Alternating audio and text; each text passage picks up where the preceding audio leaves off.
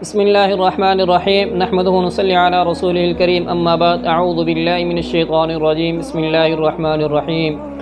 ایک بہت ہی اہم مسئلہ ہے کہ جو آپ لوگوں کے سامنے میں نے عرض کرنا ہے، گزارش کرنی ہے کہ آج کل ہم جیسے ہی کوئی چیز گم ہو جاتی ہے تو ہم فوراً مسجد میں چلے جاتے ہیں اور وہاں جا کر گم شدگی چیز کا اعلان کرتے ہیں۔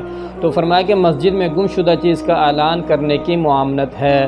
حدیث رسول اکرم صلی اللہ علیہ وسلم، رسول اکرم صلی اللہ علیہ وسلم نے فرمایا کہ جو شخص مسجد میں اپنی گم شدہ چیز کا اعلان کر رہا ہو تو سننے والا کہے کہ اللہ کرے تیری چیز نہ ملے، اس لیے کہ مسجدیں اس لیے نہیں بنائی گئی۔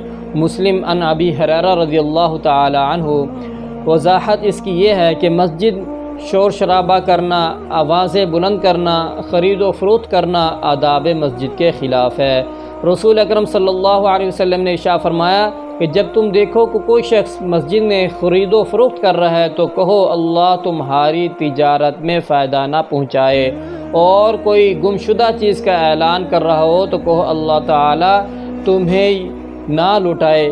تو یہ بخاری کی حدیث ہے، مسلم عن ابی ہریرہ رضی اللہ تعالیٰ عنہ وغیرہ کی حدیثیں ہیں۔ تو اس لیے ہم ان چیزوں سے اجتناب کریں، پرہیز کیا کریں کہ جو بھی اگر کوئی چیز گم وغیرہ ہے تو مسجد میں جا کر اعلان سے معاملت کی گئی ہے۔